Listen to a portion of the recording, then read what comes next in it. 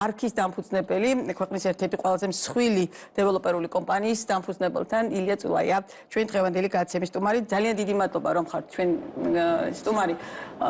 ძალიან მნიშვნელოვანია, რომ ბიზნესს გქონდეთ და მუდმივად ისაუბროთ იმ გამოწვევებზე თუ პრობლემებზე, რომელიც რეალურად არსებობს, ან იმ წუხილებზე, რომელიც გაქვთ.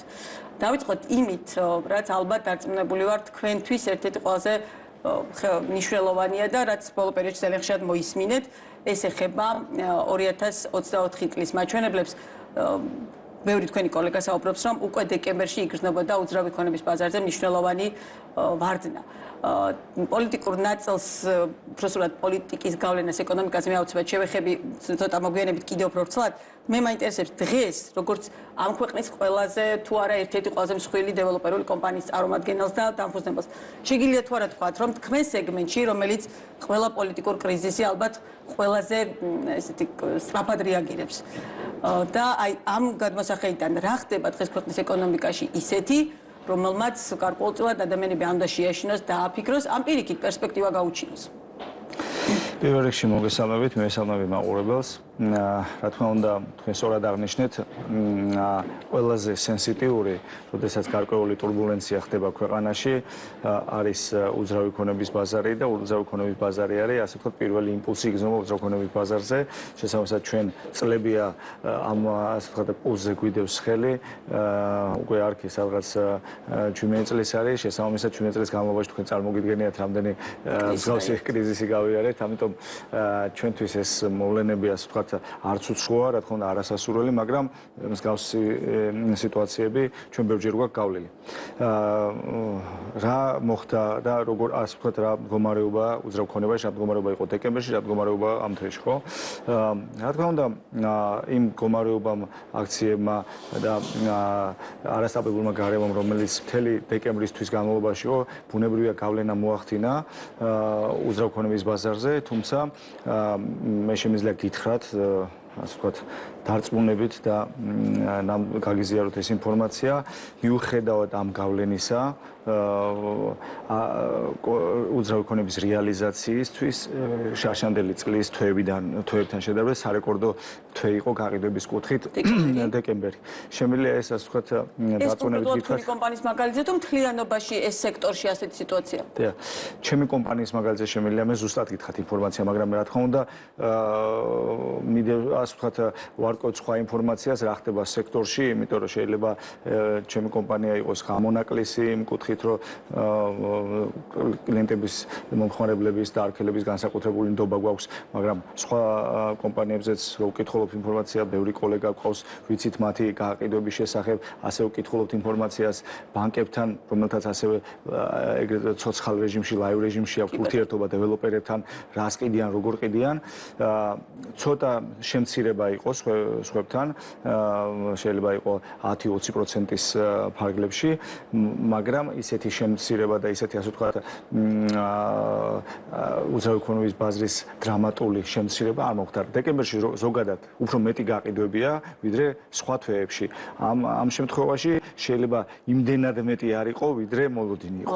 შეიძლება ეს იყოს სხვაობა. რა ფაქტორები? ფაქტორები, რა თქმა უნდა, турბულენციური სიტუაცია, ამ შემთხვევაში უცხოელი პოტენციური შემძენები ბუნებრივია ელოდებიან და გადადებენ, ასე ვთქვათ, უძრავი ქონების შეძენას და ეს უკვე იგრძნობა იანვრის ბოლოსკენ, იმიტომ რომ უფრო მეტი უცხოელი ყიდულობს, თუ დეკემბერში უცხოელების სიმცირე იყო, იანვრის ბოლოსკენ უკვე უცხოელების გაყიდვები წამოვიდა და უფრო მეტი ტრანზაქცია წამოვიდა, ვიდრე მოლოდინი იყო. და ასევე ის ხალხი, რა თქმა უნდა, როდესაც უყურებ, რომ დემონსტრაციები აქვს ქუჩაში, ისეთი მდგომარეობა იყო, როგორც ჩვენ დეკემბრის დასაწყისში ვიხილეთ და ფაქტურად, გარკვეულწილად ეს საკმაოდ მძიმე სანახავი სურათი ახლა, რომ არ ვთქვათ ზუსტად და აღწეროთ ეს მოვლენები, თქვი ყველამ კარგად ვნახეთ, ბუნებრივია იმ დროს ადამიანი წავიდეს და რაღაც ბინის ყიდვაზე ბევრმა მიიღოს გადაწყვეტა, ბუნებრივია ვიღაცეებმა თავი შეიკავეს და გადადეს. ზოგმა დეკემბერში ვიყიდა, ზოგმა სიტუაციის, ასე ვთქვათ, შედარებით დასტაბილურებასთან ერთად გადაწყვეტილება უკვე იანვარში მიიღო, ზოგი ალბათ უკვე თებერვალში მიიღოს გადაწყვეტილებას. თუმცა, რა თქმა უნდა, ბიზნესი ვართ და მოლოდინები პოზიტიურია. ამ საუბიდან გამომდინარე, 2025 წელს დაგეგმილი გაქვთ ზრდა კომპანიის განვითარების კუთხით. და მაშინ აი ის პროცესები, რომელზეც თქვენი კოლეგები საუბრობენ, როდესაც არის გარკვეულწილად მოლოდინები, რომ შეიძლება რაღაცები გაუარესდეს, რაღაცები ისე არ წავიდეს ეკონომიკაში, არ ქონდეს ეკონომიკის ზრდა პირობითად ამ შემთხვევაში დაგეგმილი 6% და უარესობისკენ წავიდეს ლარის გაუფასებაზე, როდესაც არის საუბარი. ანუ აი ამ ტიპის მოლოდინები არ გაქვთ? იცით, დღეს ნებისმიერ ასე ვთქვათ ეკონომის რო კითხოთ, ვინ ჩახედულია ზუსტად ჩვენი ეკონომიკის მდგომარეობაში, იმაში თუ როგორ ხდება გადასახადების აკრეფა, ანუ რა ტემპით და რა მოცულობით, როგორი არის ბრუნვა, დღეს ბრუნვა ბანკებთან, ასე ვთქვათ, ვინც არის კავშირში და ბანკებიც ხომ ამას უყურებენ, ხო? მდგომარეობა დღევანდელ სიტუაციაში არ არის ისეთი, რომელიც რაღაც კატასტროფას ქმნიდეს, მაგრამ დღეის მდგომარეობით ესეა. მაგრამ რა თქმა უნდა, სიმშვიდე ჭირდება ქვეყანას თუ ასე ვთქვათ დაძაბულობა და დამატებითი ტურბულენცია, დამატებითი სტრესი ქვეყანაში გამოვლინდა კიდე რამე განსხვავებული კიდე დამატებით რაღაცა დაძაბულობა შეიქმნა, ბუნებრივია ესეც დაეტყობა გრძელვადიანში ბიზნესს, თუმცა ყველაზე სენსიტიური ბიზნესი რაც არის უძრავი ქონება, მე გითხარით, რომ რა თქმა უნდა დაეტყო, მაგრამ დაეტყო მცირე დოზით. იმ ფაქტორების და იმ მოვლენების გათვალისწინებით, რაც ხდებოდა დეკემბერში და იანვარში, ხო? და თუ ეს პროცესი დამშვიდდა, დაწყნარდა და ასე ვთქვათ გაგრძელდა სტაბილურად ქვეყნის განვითარება, ხო, ბუნებრივია. რა თქმა უნდა, ვისურვებდი და მოლოდინის გვაქვს და რა თქმა უნდა, ალბათ არ არსებობს ქართველი ადამიანი, საქართველოს მოქალაქე და პატრიოტი, ვისაც არ უნდა, რომ ჩვენ ქვეყანაში იყოს დამშვიდებული სიტუაცია, ჩვენ ქვეყანაში არ იყოს ის პოლარიზაცია, რა საზოგადოებაშია და ჩვენი თითოეული მოქალაქე, საქართველოს თითოეული მოქალაქე ზრუნავდეს იმაზე, რომ ქვეყანა წინ წავიდეს, განვითარდეს და არა ერთმანეთის ასე ვთქვათ დაპირისპირება და მტრობა და ის ნეგატიური ასე ვთქვათ განწყობა პოლიტიკური ასე ვთქვათ სხვადასხვა პოლიტიკური ჯგუფებს შორის რაც დღეს არის. რა თქმა უნდა ეს არავის არ სიამოვნეს, არასასურველია, მე დარწმუნებული ვარ, არც ერთი მხარე, რომ ვისაც არ უნდა უჭერდეს ხარს და როგორი პოლიტიკური პრეფერენციებიც არ უნდა ჰქონდეს, ბიზნესი იქნება ეს თუ კერძო მოქალაქეები, არავის არ მოწონს ის ასე ვთქვათ პოლარიზაცია რაც დღეს არის და მე რა თქმა უნდა ვისურვებ და დარწმუნებულად თითოეული პატრიოტი ქართველის სურვილიც ეს არის, რომ ეს პოლარიზაცია ნულამდე დავიდეს. თუ როგორ უნდა დავიდეს ეს პოლარიზაცია როგორ შესაძლებელია, ეს მე არა ვარ პოლიტიკოსი, ეს არ არის ჩემი გასაკეთებელი და მე ამის რეცეპტი ნამდვილად არ მაქვს, მაგრამ მაქვს ნდობა, რომ ხელისუფლება და საზოგადოება სწორ გადაწყვეტილებას მიიღებს, სწორად იმოქმედებენ და ეს პოლარიზაცია მინიმუმამდე იქნება დაყვანილი. მე ამას ვისურვებდი და რა თქმა უნდა ხელისუფლება იქნება თუ ასე ვთქვათ პროტესტ ის ხალხი ვინც პროტესტ გამოთქვამს, რა თქმა უნდა საბოლოო ჯამში მოინახება გამოსავალი და ეს სიტუაცია დამშვიდდება. მას ვისურვებდი და რა თქმა უნდა ძალიან დიდი სურვილი მაქვს, რომ ესე მოხდეს და ნდობა მაქვს. იმის გათვალისწინებით, რომ წარმოადგენთ ერთ-ერთ ყველაზე მსხვილ კომპანიას ბიზნეს ასოციაციის ფარგლებში მთლიანობაში აი ამ სიტუაციაში, როდესაც მსჯელობთ ბიზნესი, რა ტიპის გადაწყვეტილება სისურვებდით? მაშინ ასე ვიკითხავ, რომ რეალურად აი ეს პრობლემები, რომელიც დღეს გვაქვს და რომელიც თქვენ ახსენეთ, რომ 17 წელიწადის კომპანია ხარ და ბევრი მსგავსი კრიზისი გაქვთ გავლილი, მათ შორის დიდი ხანია ბიზნეს ჟურნალისტიკაში ვარ და ბევრი ამ ტიპის კრიზისი მინახავს, რომელსაც დაუშვათ რომელიც ბიზნეს შეხებია და შეუძლებელია არ დაგეთანხმოთ, რომ სტაბილური გარემო ჭირდება ბიზნესს, მაგრამ ამ სტაბილურობის მიღწევის გზებს ყველა დაუშვათ ამ სფეროს წარმომადგენელს სხვადასხვა მოსაზრება გაქვთ, ხო? თქვენთვის რა არის რეალურად ის გამოსავალი, რომელშიც შეიძლება რომ დაუშვათ თქვენ საქართველოს გააგრძელოს იმ ტიპის საქმიანობა, რომ თქვენ პირადად თქვენი კომპანიის განმოსახედიდან არ იყოს არც კითხვები, არც არასტაბილური ვითარება და საბოლოოდ განვითარებისკენ წავიდეთ, იმიტომ რომ ერთ-ერთი ყველაზე მსხვილი დამსაქმებელი ხართ და თქვენთვის პრობლემის შექმნა შეიძლება ძალიან ბევრი ადამიანისთვის პრობლემის შექმნა იყოს. თქვენი კოლეგა, რომელსაც ასევე შეიძლება პრობლემა შეექმნას და ძალიან ბევრი პრობლემის შექმნელი აღმოჩნდეს. აი ამ სიტუაციაში თქვენთვის რა არის მთავარი გასაკეთებელი? მთავარი გასაკეთებელი ვისი მხრიდან თქვენ ხელისუფლების მხრიდან ამ შემთხვევაში? ну, რა თქმა უნდა, ზოგადად ქვეყანაში, ასე ვთქვათ, განვითარებული ზოგადად ქვეყნის მართვაზე პასუხისმგებლობა აქვს ხელისუფლებას და მე ვისურვებდი და დარწმუნებული ვარ, ასეც იქნება, რომ ხელისუფლება ყველაფერს გააკეთებს იმისთვის, რომ საბოლოოდ სიტუაცია დამშვიდეს, დაწყნდეს და ქვეყანა განვითარდეს. ის 6%-იანი ასე ვთქვათ, ზრდა, რომელიც მსოფლიო ბანკმა უწინასწარმეტ ყველა ქვეყანას, ესეც არ არის, ხო?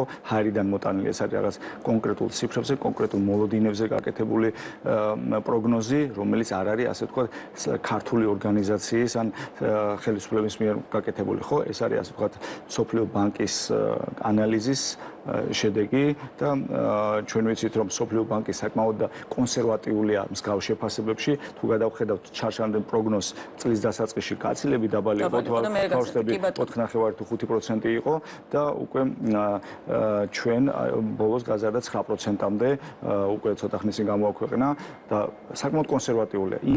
მე მჯერა მსოფლიო ბანკის კონსერვატიული შეფასება მე მოლოდინი მაქვს, რომ უფრო მეტი ეკონომიკური ზრდა იქნება, მაგრამ რა თქმა უნდა, არაფერი არ იქნება თუ არ იქნა სიმშვიდე და სტაბილურობა ქვეყანაში და მე ვისურვებდი და რა თქმა უნდა ვისურვებდი, რომ ყველა მხარე, რა თქმა უნდა, პირველ რიგში ხელისუფლება ყველაფერს გააკეთებს იმისთვის, რომ ქვეყანაში იყოს სიმშვიდე, განვითარება, წინსვლა და საინვესტიციო მიმზიდველია კვლავ საქართველოს, მაგალითად თქვენ სფეროში, როდესაც ინვესტორებს ელაპარაკებით თქვენს კოლეგებს, კვლავაც საინტერესოა მათთვის საქართველოს ბაზარზე მუშაობა? შეიძლება ითქვას ძალიან საინტერესოა. რა თქმა უნდა, მე წეგან აღვნიშნე, რომ უცხოელი ასე ვთქვათ პოტენციური შემძენები, ვინც 1-2 ბინას ყიდულობდა საქართველოში, ზოგი ამ ასეთი მსგავსი ასე ვთქვათ კლიენტების მიერ ტრანზაქციების განხორციელება ბინების შეძენა დეკემბერში შემცირდა. მაგრამ იანვარში მოიმატა. ანუ რა თქმა უნდა, როცა ადამიანი უყურებს ისეთ სიტუაციას, გადადო მისი ტრანზაქცია, თუმცა ეს იმას არ ნიშნავს, რომ უარი თქვა ამ ტრანზაქციაზე და საკმაოდ ბევრი უცხოელი კლიენტი ყავს ჩვენ და ჩვენ უყურებთ ამ ტენდენციის ზრდას. გარდა ასეთი, ასე ვთქვათ, შედარებით პატარა ინვესტორებისა არის დიდი ინვესტორები, პარტნიორები, რომლებიც კი ბატონო. აპირებენ საქართველოში თანხის ჩადება. ჩვენ მქონდა მოლაპარაკება ძალიან მსხვილ ბიზნეს ჯგუფთან. მოლაპარაკება დავიწყეთ დაახლოებით სექტემბრის მერე საუბრობთ, მაგრამ ჩვენ ეს მოლაპარაკება არ შეგვიჩერებია, არც ამ მიმართულებაზეა საუბარი. სანამ ბოლოში არ დავკომპლექტ, თუმცა საკმაოდ მსხვილ ინვესტიციაზეა საუბარი, ძალიან ცნობილ და მსხვილ ჯგუფზეა საუბარი, რომელთანაც ვლაპარაკობ და მე იმედი მაქვს, რომ მომდევნო ერთ თვეში, თვე ნახევარში ჩვენ დავასრულებთ ამ ჯგუფთან შეთანხმებას და არ აქვს დაუშვათ წუხილები საქართველოს საერთაშორისო ასპარეზზე, მაინც განსაკუთრებით საერთაშორისო მედიაში დადებით ვისთვის ვარ ყოფილი, ალბათ უფრო სწორი იქნება თუ ვიტყვი, მაგრამ სხვა კუთხით პოზიციონირებს, ხო? აი, როდესაც ამ ტიპის სიტუაცია დღეს ქვეყანაში შექმნილი, მათ შორის ის პოლარიზაციის ნაწილიც, ის მუდმივი დაპირისპირების ნაწილი, ეს ყველაფერი შუქდება. აი, ამ ყველაფრის გათვალისწინებით, დაუშვათ იმ მსხვილ კომპანიას კვლავ აქვს საქართველოს შემოსვლის სურვილი? ზუსტად მაგას ვამბობდი, ამ ფაქტორების გათვალისწინებით, რა თქმა უნდა, კითხვები დაისვა, ჩვენ აუხსენით, რომ მსგავსი კრიზისი ბევრჯერ გადაგვიტანია, როგორც დავიწყეთ ჩვენი საუბარი, ეს არის ჩვენი ქვეყნის დამახასიათებელი, ალბათ მომავალშიც იქნება მსგავსი საკითხები. ვისურვებდი, რომ არ იყოს ბუნებრივია და ასე ვთქვათ, მშვიდ გარემოში გავაგრძელოთ ცხოვრება და საქმიანობა ყველა საქართველოს მოქალაქემ, თუმცა ჩვენ გავეცით პასუხი, აუხსენით და აქვს რწმენა ჩვენს პარტნიორებს, რომ საქართველო არის საინტერესო, ვაჩვენებთ მსოფლიო ბანკის პროგნოზი, ვაჩვენებთ წინაწლების გამოცდილება, ვაჩვენებთ წინაწლების კრიზისების კონკრეტული ფაქტები და ამის მიუხედავად ქვეყნის ეკონომიკური განვითარება როგორ გაგრძელდა და შესაბამისად შევძელით დარწმუნება, რომ გავაგრძელოთ საუბარი და ჩვენი იმედი გვაქვს, რომ ამ საუბარს დავასრულებთ ერთ თვეში, თვე ნახევარში და საკმაოდ მსხვილი ინვესტორი შემოვიყვანთ საქართველოში, რომელიც დამატებით ინვესტორი აუცილებლად გააშუქებს. სწორედ ამ მით უმეტეს მსხვილი ინვესტორის შემოყვანაზე, როდესაც არის საუბარი, თქვენთვის საითმით ის საქართველოს იმის გათვალისწინებით, რომ დავუშვათ თქვენი კოლეგების ნაწილს აქვს კითხვები, რომ საქართველოს საგარეო კურსი ხომ არ შეიცვალა. საგარეო კურსი შეცვლა ეს უბრალოდ ფორმულირება კი არ არის, დავუშვათ ამ ადამიანებისთვის არის რეალურად ის, რომ ამ ქვეყანას მათ შორის ეკონომიკური კუთხითაც რაღაც სხვა ნაბიჯებს დგამს და შესაბამისად ეს სერიოზული პრობლემი შექმნელი იყოს, იმიტომ რომ ჩვენაირი პატარა ბაზრისთვის შეგვჭირდება ბუნებრივია ღიაობა, მაქსიმალურად გახსნილობა და შემდგომ და ბევრი საერთაშორისო პარტნიორი. ამ პროცესების გათვალისწინებით თქვენთვის საითმით ის საქართველო? მე შემიძლია ცალსახად ვთქვა, რომ მე ასე ვთქვათ, ვფიქრობდი, რომ საქართველოს შეიძლება კურსი შეიცვალა და დასავლეთის ნაცვლად ჩრდილოეთის მიმართულებით მიდის და ეს კიდევ ერთხელ გეუბნებით, მე ბიზნეს ასოციაციის წევრი ვარ, ბიზნეს ასოციაციის ბორდის წევრი ვარ და ჩვენ ბიზნესში ბევრჯერ გქონია ამ საკითხთან დაკავშირებით განხილვა და ბიზნესმენებთან მსჯელობა. ჩვენ ვიქნებოდით პირველი, ვინც ავანგარდში დადგებოდა და ალბათ ყველაფერს გააკეთებდა იმისთვის, რაც მის ბიზნესის ხელშია, რომ ეს არ დაეშვა. მე პირადად ჯერა და იმის, რომ საქართველოს მიდის, რა თქმა უნდა, ევროპისკენ, ის მდგომარეობა, რაც დღეს არის, რა თქმა უნდა, არ არის სასურველი. ის ასე ვთქვათ, სიტუაცია, რაც არის ჩამოყალიბებული საქართველოსა და ევროკავშირის შორის დღევანდელ დღეს, რა თქმა უნდა, არ არის სასურველი. მე იმედს გამოვთქვა და არა მარტო მე, ჩემი არაერთი ბიზნესი კოლეგა, რომ ეს მდგომარეობა შეიცვლება, გადაიტვირთება და ასე ვთქვათ, საქართველოს ექნება შესაძლებლობა, რაც შეიძლება მალე მოხდეს საქართველოს ინტეგრაცია ევროკავშირში, რაც შეიძლება მალე და სწრაფად მოხდეს სტრატეგიული პარტნიორობის აღდგენა ამერიკის შეერთებულ შტატებთან და ასე ვთქვათ, დასავლური პარტნიორებთან ისეთივე კონსტრუქციული და საქმიანი ურთიერთობა გაგრძელდეს და აღდგეს, როგორც წლების განმავლობაში იყო წინა წლებს გულისხმობ, მე არ გულისხმობ ბოლო 1 წელიწადს შეიძლება და ბოლო პერიოდს მოდი ესე ვთქვათ, ახლა თარიღებში უნდა, მაგრამ კიდევ ერთხელ ხაზს უსვამ, ეს ძალიან მნიშვნელოვანია ქვეყნის დასავლური ინტეგრაცია, ამერიკის შეერთებულ შტატებთან ურთიერთობა და მე მჯერა, რომ უახლოეს მომავალში ორივე მიმართულებით, ეს ორივე მიმართულება, ერთი მიმართულება, დასავლური მიმართულება, აუცილებლად მოხდება ურთიერთობის გადატვირთვა და ურთიერთობის პოზიტიურ ჭრილში გადასვლა და ნორმალიზება. კი ბატონო, და ჩვენი საუბრის ბოლოს შეუძლებელია, რომ არ შევეხო ამ თემას. თქვენ ხართ ის კომპანია, რომელიც ამერიკის შეერთებულ შტატებში, ფლორიდაში ხორციელებს მშენებლობებს და ამის მიუხედავად აღმოჩნდით იმ სიაში, რომელიც რადიო თავისუფლებამ გამოაქვეყნა და აი ამ სიაში თქვენი სხვა კოლეგების მსგავსად არის თქვენი სახელი და გვარი, რომელიც შეიძლება გახდნენ ერთგვარად დასანქცირების სუბიექტები. ამერიკის სახელმწიფო მდივნის მაგიდაზე დევსო ეს წერილი. მე ვნახე თქვენი კომენტარი ამ თემასთან დაკავშირებით და იქ ამბობდით, რომ გსურდათ სამართლებრივი დავის დაწყება, მაგრამ ვერ იპოვეთ ორიგინალი თუ დედანი, არ ვიცი, რომ დაგეწყოთ რეალურად დავა. რა ეტაპზეა ეს პროცესი? თქვენი მხრიდან თორე დოკუმენტი ჯერჯერობით არსად ამ გამაზე რეალურად საუბარი აღარ. მარტივად რომ ვთქვათ, შეხედეთ, მე კომენტარი გავაკეთე და გავიმეორებ იგივეს და ასე ვთქვათ, დავამატებ ამ საკითხს. მე სპეციალურად ვთქვი ფლორიდის ნაწილი, იმიტომ რომ იქ ძალიან მსხვილი პროექტით ხარ წარმოქმნილი. რა თქმა უნდა და ჩვენ ძალიან ბევრი ამერიკელი პარტნიორი გვყავს და ეს მე შევაფასე ეს ასე ვთქვათ ინფორმაცია ეს არის აბსურდი, რა თქმა უნდა. დავიწყოთ იქედან რომ სიაში, მაქსიაში არის ისეთი ადამიანები, რომელიც უკვე სამწუხაროდ დასანქცირებული არიან და შესაბამისად ითხოვენ იმ ადამიანების, ვითომ ხდება იმ ადამიანების დასანქცირების მოთხოვნა, რომელთა მიმართ უკვე ზოგიერთის მიმართ მსგავსი მოქმედება განხორციელებულია. მეორე, ჩვენ წერილი არ გვინახავს, რას ვთქვით. მესამე, საუბარია, რომ წერილით, რომც არსებობდა მსგავსი წერილი, საუბარია, რომ ვიღაც შეიძლება თეორიაში ვიღაც დაინტერესებულმა კონგრესმენმა და ჩვენ ვიცით რომ არის ვიღაც დაინტერესებული კონგრესმენები, ხო? მიემართა სახელმწიფო მდივნისთვის რაღაცა ინფორმაციით, ეს პროცესი არ ხდება და დასანქცირების პროცესი ხდება სხვანაირად, დასანქცირების პროცესის განხილვა ხდება არა კონგრესმენების ან კონგრესის წერილის მიმართვის არამედ სხვა პროცედურით და ეს არავითარი კავშირი და არავითარი საფუძველი რომ ვინმეს ამ შემთხვევაში ჩემ თავზე მაქვს საუბარი რომ რამე 1% საფუძველი იმისა რომ მოხდეს დასანქცირება არ არსებობს არქი დასავლურ პრინციპებზე დაფუძნებული კომპანია დასავლური პრინციპებით მუშაობს დასავლეთში აქვს ბიზნესი ამერიკაში აქვს ბიზნესი კანონმდებლობის სრული დაცვით მუშაობს და არანაირი ასე ვთქვათ შემხებლობა სახელმწიფოსთან სახელმწიფოს ასე ვთქვათ ტენდერებთან მსგავს თემასთანაც რო ქონდეს ჯერ ეს არ არის ასე ვთქვათ უკანონობა მაგრამ დამატებით თუმცა ხო არა აქვს ის გათვალისწინებით რომ ქართული ოსნების ყოფილი კი ბატონო ყოფილი დეპუტატი მხოლოდ ამისთვის და ურთიერთობაზე არავინ არ იჯება ამიტომ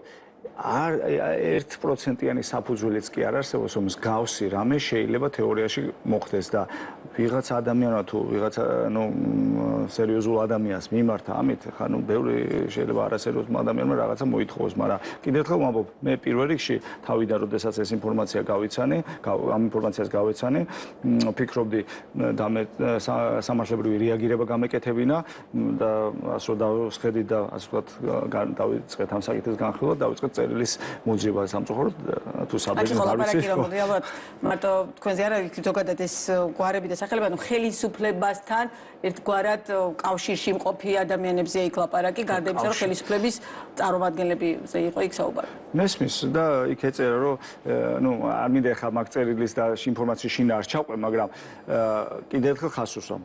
სამართლებრივი რეაგირება ვერ გავაკეთე, იმიტომ რომ წერილი არ არსებობდა და ეს წერილი მის ავტორს არ ქონდა საჯაროდ გამოქვეყნებული. წინააღმდეგ შემთხვევაში აუცილებლად რეპუტაციული ზიანისთვის სამართლებრივი რეაგირება მოყვებოდა ამ საკითხს. მაგრამ ესეთი რაღაცა არ მოხდა და თვითონ ეს შინაარსი ეს სტატია არის აბსურდი. მე მოუწოდე რადიო თავისუფლებას, რომ ეს წერილი გამოექვეყნებინა ამის არსებობის შემთხვევაში და შესაბამისად მე გავაკეთებდი ჩვენი რეაგირებას, მაგრამ სამწუხაროდ გამოქვეყნება დღემდე არ მოხდა. წერილის სახით გამოქვეყნებული. ხო, რა წერილი ხო ითქვა რომ წერილი გაიგზავნა რომ გამოქვეყნებულიყო ეს წერილი, მაგრამ რომც გამოქვეყნდეს რომც არსებობდეს ეს წერილი, თვითონ ამ სახით ამას არანაირი ასე ვთქვათ ფასი არ აქვს და ასე არ ხდება ასე ვთქვათ გადაწყვეტილების მიღება და კიდევ ერთხელ ხაზს უსვამ არქის დაპირა და ჩემი ასე ვთქვათ დასანქცირების არანაირი სამართლებრივი საფუძველი არ არსებობს, იმიტომ რომ კიდევ ხაზს უსვამ რომ არქი და პირადად მე დასავლურ პრინციპებზე მოქმედებთ, მუშაობთ კანონმდებლობის სრული დაცვით და კანონმდებლობას თუ იცავ და იმასე არანაირი ასე ვთქვათ სამართლებრივი საფუძველი იმისა, რომ რაღაცა მსგავს სიაში მოხდე, ან მსგავს დასაკრებულება მოხდეს არ არსებობს. და პროგნოზ თქვენს გთხოვთ. უახლოესი თვეების პროგნოზი, მოლოდინები როგორი გაქვთ? პროგნოზი ცოტა ისეთი საქმეა. თუმცა ბიზნესი გათვლებს აკეთებთ. გათვლებს ვაკეთებ, ჩვენ ვაკეთებ ჩვენი კომპანიის ფარგლებში, ჩვენი კომპანიის ფარგლებში გათვლები გაკეთებული გვაქვს, ჩვენი კომპანიის ფარგლებში ჩვენ გვაქვს გაკეთებული გათვლა ის, რომ დაახლოებით 30%-იან ზრდაზე გვაქვს გათვლილი 20-25 წელი 20-24-თან შედარებით და ეს რა თქმა უნდა ოპტიმისტური მიდგომაა ჩვენი მხრიდან. რატო არის ოპტიმისტური? იმიტომ რომ გჯერა რომ სიტუაცია დამშვიდება, სიტუაცია გადაიტვირთება ამერიკასთან და ევროპასთან და ჩვენი ქვეყანა გააგრძელებს მაღალი ტემპით ეკონომიკურ ზრდას და ჩვენი კომპანია შესაბამისად მიყვება ამ ტემპით ეკონომიკის ზრდას. აი ეს არის ჩემი პროგნოზი და რა თქმა უნდა ამას ვისურვებდი. ძალიან დიდი მადლობა რომ იყავით ჩვენი გადაცემის სტუმარი, წარმატებებს გისურვებთ და ბუნებრივია მომავალშიც გელოდებით ბიზნეს პარტნიორში.